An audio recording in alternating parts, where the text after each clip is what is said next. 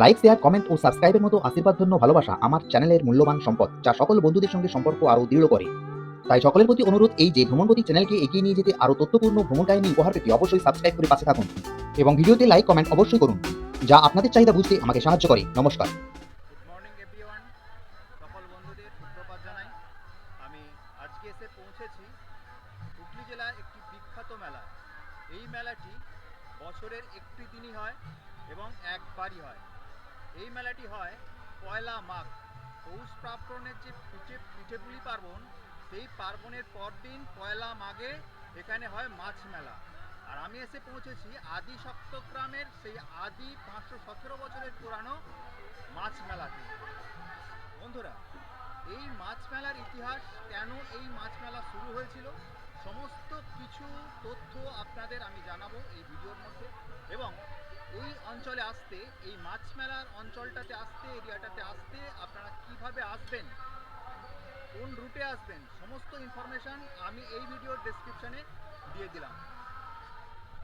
যদি ভিডিও ভালো লেগে থাকে তাহলে অবশ্যই লাইক করুন এবং অনেক অনেক শেয়ার করুন। যদি আপনি এই চ্যানেলে প্রথম হয়ে থাকেন এবং নূতন হয়ে থাকেন তাহলে সাবস্ক্রাইব অবশ্যই করুন। চলুন, অহেতুক সময় নষ্ট না করে এবার ঘুরে দেখা যাক টোটাল মেলা প্রাঙ্গণটা এবং কত রকমের মাছ এসছে সেগুলো শেয়ার করা যাক আপনাদের সঙ্গে। সপ্তগ্রাম, যার অন্য নাম সাতগাঁও বা আদি সপ্তগ্রাম, বর্তমানে পশ্চিমবঙ্গের হুগলি জেলার চুঁচুড়া মহকুমার একটি গ্রাম ও গ্রাম পঞ্চায়েত, যা এককালে ছিল মধ্যযুগীয় বাংলার একটি অন্যতম প্রধান বন্দর ও দক্ষিণবঙ্গের প্রধান নগরী। আর এই প্রাচীন বন্দর নগরীর প্রধান প্রাণশক্তি ছিল সরস্বতী নদী, যা বর্তমানে মৃতপ্রায়। সপ্তগ্রাম শব্দটির অর্থ 7টি গ্রাম। এই গ্রামগুলি হল বাঁশবেড়িয়া, কৃষ্ণপুর, বাসুদেবপুর, নিত্যানন্দপুর, শিবপুর, শাম্বচোরা ও বলদঘাটি। তৎকালীন সময়ে এই সপ্তগ্রামের মধ্যে কৃষ্ণপুর, বর্তমানে কেষ্টপুরে, ছিল একটি প্রাচীন তীর্থস্থান, আর সেটাই আজকের ভ্রমণের প্রধান ক্ষেত্র। আজকে যে মেলায় আমি এসেছি তা প্রায় 517 বছরের পুরানো। মাছ মেলা নামে পরিচিত হলেও এই মেলার প্রকৃত নাম উত্তরায়ণ মেলা, যা শ্রী শ্রীমৎ রঘুনাথ দাস গোস্বামীর স্মরণোৎসব, যা 517 বছর ধরে এই কেষ্টপুর গ্রামে পয়লা মাঘ দিনটিতে পালিত হয়ে আসছে। এটি বিশেষত বৈষ্ণব ধর্মের সংস্পর্শে থাকা একটি প্রাচীন মেলা। কিন্তু সবচেয়ে আশ্চর্যের বিষয় এই যে বৈষ্ণব মেলায় মাছের সমাহার। চলুন আগে একটু কীর্তন শুনে নেওয়া যাক, তারপর জানবো কে এই রঘুনাথ দাস গোস্বামী, তার সঙ্গে এই মাছ মেলার সম্পর্কই বা কী।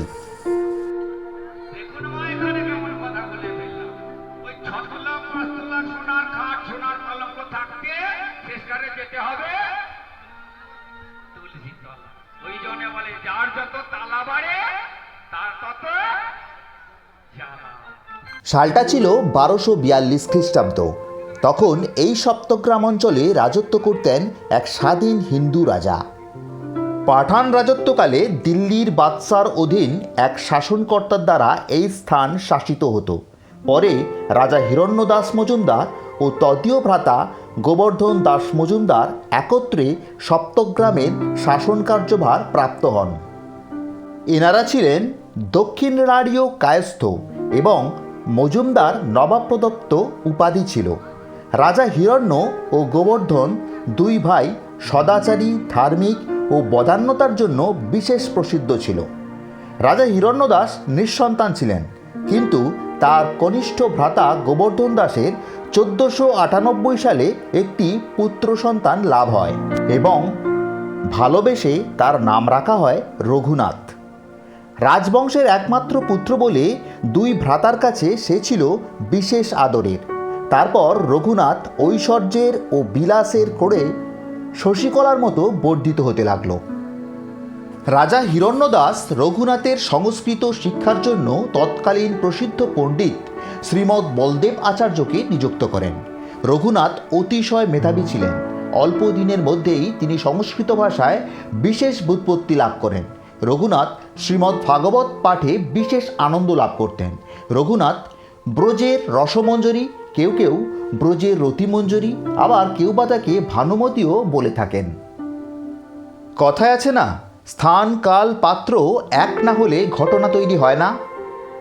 আর এই রঘুনাথের জীবনেও ঘটল এক ঘটনা, যা তাকে ত্বরান্বিত করেছিল আরও উত্তরণের পথে।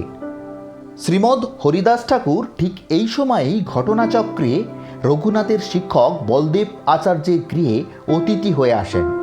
রঘুনাথ হরিদাস ঠাকুরের অসাধারণ ভগবৎ প্রেম দেখে তন্ময় হয়ে পড়লেন এবং তার প্রতি বিশেষভাবে আকৃষ্ট হলেন। ঘটনাক্রমে এর কিছুদিন পরই শ্রী গৌরাঙ্গ সন্ন্যাস গ্রহণ করলেন। তারপরই শ্রী গৌরাঙ্গের সঙ্গে সাক্ষাতের জন্য ব্যাকুল হয়ে উঠলেন রঘুনাথ। তার সঙ্গে প্রথম সাক্ষাৎ হয় যখন শ্রী গৌরাঙ্গ শ্রীপাদ অদ্বৈত আচার্যের বাড়িতে পদার্পণ করেন। শ্রী গৌরাঙ্গের প্রেমময় মূর্তি অবলোকন করে বৈষ্ণব ধর্মে দীক্ষিত হওয়ার জন্য তার পাদপদ্মে নিজেকে সমর্পণ করার জন্য আকুল হয়ে উঠলেন রঘুনাথ। এরপর পানিহাটিতে গঙ্গাধারে বটবৃক্ষ তলে প্রেমের অবতার দয়ার সাগর শ্রী শ্রী নিত্যানন্দ প্রভু কর্তৃক 1483 শকে জ্যৈষ্ঠ শুক্ল ত্রয়োদশীতে শ্রী শ্রী রঘুনাথ গোস্বামী দণ্ডিত হন।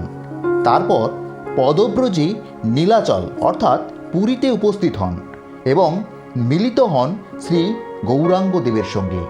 মহাপ্রভু তার অসাধারণ প্রেমের একাগ্রতা দেখে তাকে শ্রীপাদ স্বরূপ গোস্বামীর হস্তে সমর্পণ করেন। শ্রীপাদ স্বরূপ গোস্বামী তাকে দীক্ষা প্রদান করেন এবং সাধনতত্ত্ব প্রণালী শিক্ষা দেন।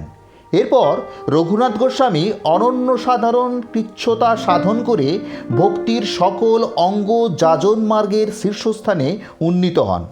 বেশ কয়েক বছর পুরীধামে অতিবাহিত করার পর মহাপ্রভু প্রদত্ত এক সাক্ষাৎ মোহন মুরলীধারী শিলারূপী মদনমোহন বিগ্রহ নিয়ে ফিরে আসেন এই আদিসপ্তক গ্রামে। ইহান মানুষকেও তৎকালীন সমাজের কাছে দিতে হয়েছিল পরীক্ষা। কায়স্থ বংশোদ্ভূত হয়েও তার এত উচ্চমার্গে উন্নীত হওয়ায় তৎকালীন বৈষ্ণব ও ব্রাহ্মণ সমাজ তার শক্তির পরীক্ষা নিতে অসময়ে তার থেকে চেয়ে বসলেন ইলিশ মাছ ও আমের টক। স্বয়ং মুরলীধারী যার সঙ্গী, তার কাছে পরীক্ষা নিছক খেলা ছাড়া আর কি। এখানে একটি পুকুর থেকে পাওয়া গেল জোড়া ইলিশ মাছ, আর অসময় হলেও একটি আম গাছ থেকে পাওয়া গেল মাত্র 2টি আম। এই অসম্ভব ঘটনা সম্ভব হওয়ার পিছনে ঈশ্বরেরই হাত আছে বুঝতে পেরে তারা সেই মাছ আর গ্রহণ করেননি। ওই জোড়া ইলিশকে পুকুরের ধারেই সমাধিস্থ করা হয়। তখন রঘুনাথ গোস্বামীর পিতা গোবর্ধন দাস মজুমদার সকল মানুষকে বাড়িতে ডেকে নরনারায়ণ ভোজনের ব্যবস্থা করেন। আর সেই দিনটিকে স্মরণীয় করে রাখতে বিগত 517 বছর ধরে পয়লা মাঘ দিনটিতে উদযাপিত হয়ে আসছে উত্তরায়ণ মেলা, যা তথাকথিত মাছ মেলা নামে খ্যাত।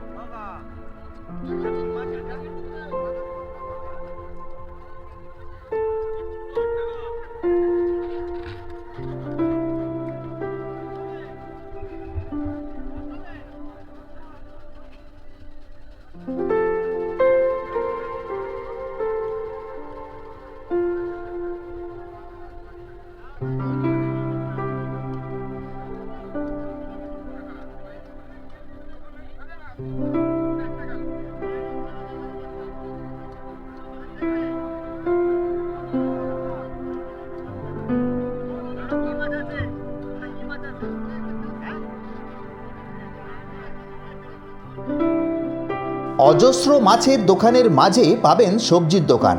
আরেকটি আশ্চর্যের বিষয় এই মেলার জনসমাগম।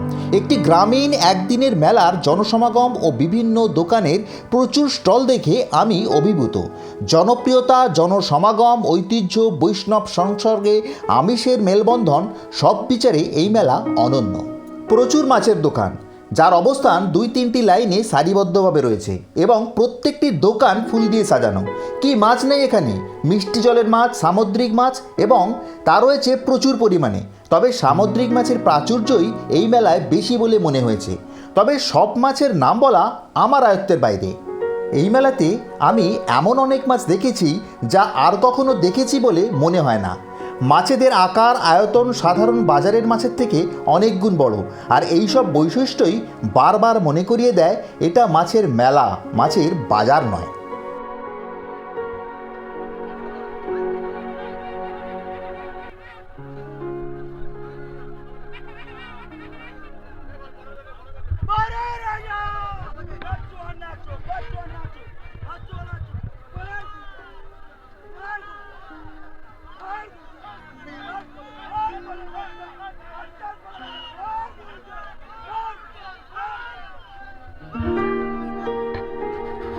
দেখলেন মাছ নিয়ে মাছ ব্যবসায়ীদের উন্মাদনা।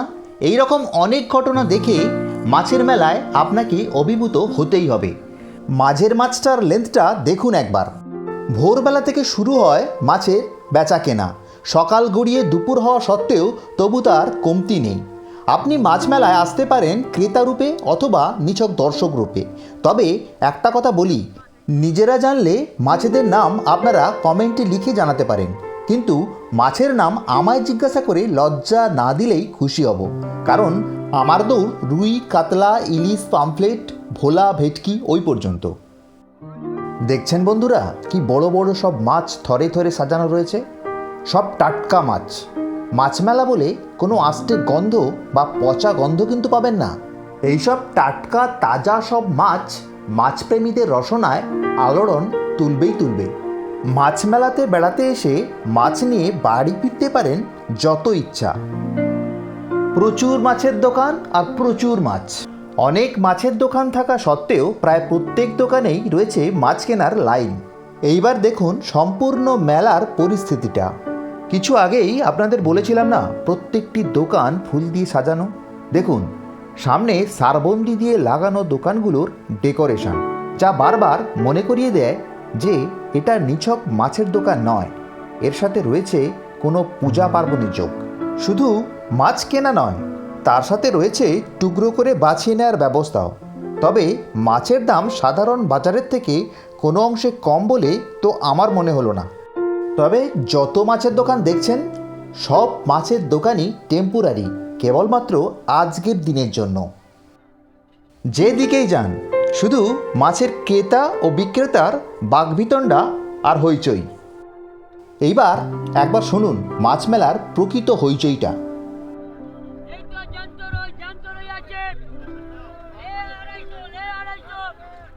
কালো ভেটকি, কালো ভেটকি, কালো ভেটকি। বলো নামও বলো। 7059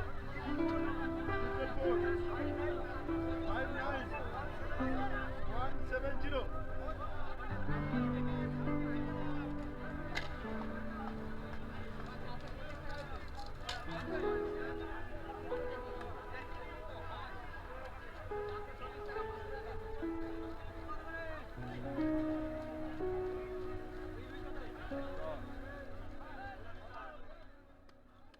দেখছেন তো কলা পাতায় সাজানো মাছের পসরা।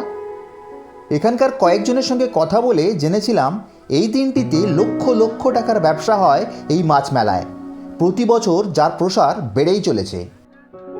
মাছ বিক্রেতাদের মুখ থেকে যা শুনলাম সেটা অনেকটা এই রকম। মাছের কেনাবেচা ভোরবেলা থেকে শুরু হয়ে চলে রাত 9টা-10টা পর্যন্ত।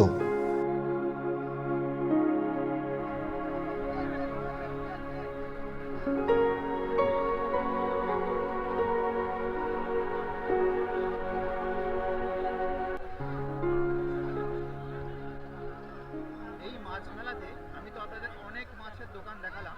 এই মাছ মেলাতে মাছের দোকান বাদ দিয়েও রয়েছে অনেক সবজির দোকান, খেলনার দোকান এবং অনেক কিছু হোটেল রয়েছে, যেখানে আপনারা মাছ ভাজাও পেতে পারেন। আমার পিছনে দেখুন বাদাম ভাজা, সবজি আর অনেক কিছুর দোকান রয়েছে। শুধু মাছ মেলা মানে যেখানে শুধু মাছ পাওয়া যায় ব্যাপারটা তা নয়, এখানে আরো অনেক কিছু পাওয়া যায়। দেখুন এখানে রয়েছে খেলনার দোকান, দেখুন। আর একদম মেলার পিছন দিকে অনেক বিশাল বড় একটা পার্কের মতো অবস্থা, মানে সেখানে অনেক রকম জিনিসপত্র রয়েছে যেখানে এনজয় করছে ছোট বাচ্চারা। মাছ মেলার একদিকে রয়েছে মাছের দোকানগুলো সারবন্দী, আর মাঝে রয়েছে সবজির দোকান, এছাড়াও রয়েছে ঘুগনি, সিঙ্গাড়া, চপ, সমস্ত কিছুর দোকান। আপনারা যদি আসেন ভেলপুরি থেকে শুরু করে ঘুগনি সব কিছুই টেস্ট করতে পারেন।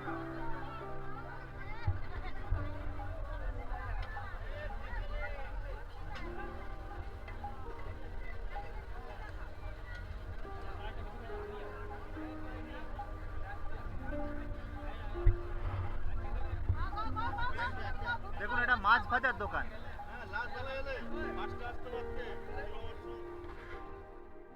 বন্ধুরা কী ভাবছেন কাঁচা মাছের দোকান দেখে খালি পেটে বাড়ি ফিরতে হবে? না বন্ধুরা, পেট পূরণের জন্য রয়েছে প্রচুর ফাস্টফুড ও টেম্পোরারি হোটেল, যারা আপনার দৃষ্টি আকর্ষণ করবেই। একদিকে মাছ ভাজা, আর একদিকে ঘিয়ে ভাজা পরোটা, জিবে গজা, বাদাম ভাজা, ঘুগনি, ফুচকা, ভেলপুরি ও চাউমিনের মিষ্টি গন্ধ।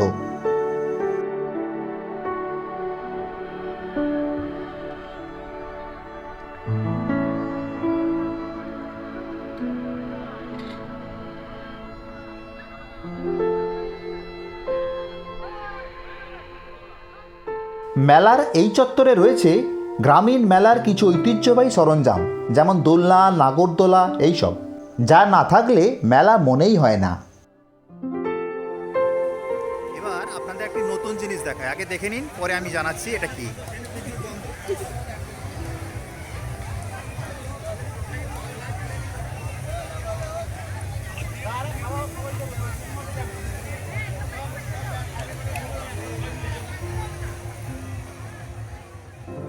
মূল মেলা প্রাঙ্গণ ও রঘুনাথ দাস গোস্বামীর মন্দির বাদ দিয়ে আপনি পার্শ্ববর্তী আমবাগান, রাস্তার ধার, নদীর ধার, খেলার মাঠ বা পাশে কোনো খামার বাড়ি, আপনি যেখানেই যাবেন এই চিত্র দেখতে পাবেন।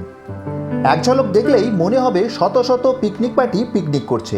প্রকৃতপক্ষে এই গ্রামের মানুষজন তাদের আত্মীয় স্বজনকে সঙ্গে নিয়ে মাছ মেলা থেকে মাছ কিনে পাশের কোনো জায়গায় মাছ রান্না করে খাওয়ার রীতি, যা মাছ মেলার সঙ্গেই চলে আসছে। মাছ মেলার সঙ্গে মাছ রান্না করে খাওয়ার রীতি, তাও আবার আত্মীয় স্বজনকে সঙ্গে নিয়ে। ভারতবর্ষের অন্য কোনো মাছ মেলাতে আছে কিনা আমার জানা নেই, তবে বাইরের থেকে আসা মানুষজনও এখানে এভাবেই মাছ রান্না করে খেতে পারেন, যদি 517 বছরের পুরানো এই গ্রামীণ মেলার ঐতিহ্যে গা ভাসাতে চান।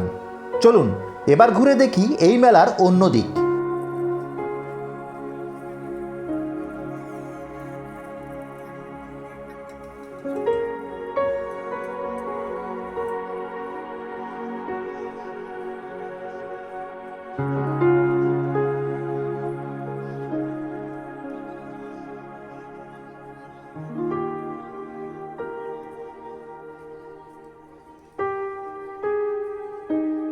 দেখছেন তো বন্ধুরা, কি সুবিশাল মেলা। গ্রামীণ মেলা বলে একে তুচ্ছ ভাবার কোনো জায়গা নেই। এত মানুষ যে একসাথে এই মেলায় উপস্থিত হতে পারে তা না দেখলে বিশ্বাস করা যায় না। এমন কোনো রুচিসম্মত জিনিস আপনি ভাবতে পারবেন না যা এই মেলায় দেখা যায় না। মাছের কথা তো ছেড়েই দিলাম, রয়েছে নিত্য প্রয়োজনীয় জিনিস, খেলনার দোকান, এমনকি লৌহ সরঞ্জাম, কোদাল, কাতান, কাটারি, ছুরি, বটি এসবের দোকানও দেখতে পেলাম।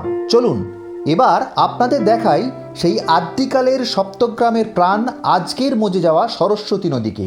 এই যে ঘাট দেখছেন, এটা রঘুনাথ গোস্বামীর মন্দিরের পিছন দিকে অবস্থিত, যা তত্তরিয়ে নেমে গেছে প্রাচীন সরস্বতী নদী খাতে, যা আজ মৃতপ্রায়। আজকের ইতিহাসের সাক্ষী সে শুধু নিজেই। শেষবেলায় আবারও ফিরে এলাম শ্রী শ্রীমৎ রঘুনাথ গোস্বামীর মন্দিরে শেষবারের মতো দর্শন করে নিতে। তখনও হরিনাম সংকীর্তন পরিবেশন হয়ে চলেছে। শেষবারের মতো মন্দির চত্বরে চোখ বুলিয়ে নিয়ে বেরিয়ে এলাম বাইরের রাস্তায়। এবার বিদায় মাঝ মেলা, আর চলতে শুরু করলাম ফিরতি পথে। অজস্র ভক্তের ভিড় ঠেলে এগিয়ে চললাম সামনের দিকে। বন্ধুরা, এবার ভ্রমণ প্রতীকের ঘরে ফেরার পালা। তার সঙ্গে সকল দর্শক বন্ধুদের কাছে অনুরোধ রইল, আগত বছরে এই একদিনের মেলাতে আসার জন্য। পথনির্দেশিকা ও সময় সবই দেয়া রইল ডিসক্রিপশন বক্সে। অনেক তথ্য সংগ্রহ ও অনেক পরিশ্রমের ফসল আমার এই ভিডিও। ভালো লাগলে অনুরোধ রইল লাইক, শেয়ার ও কমেন্ট করার। আর বন্ধুরা, তোমাদের সাপোর্ট ছাড়া চ্যানেলের বৃদ্ধি কোনোভাবেই সম্ভব নয়।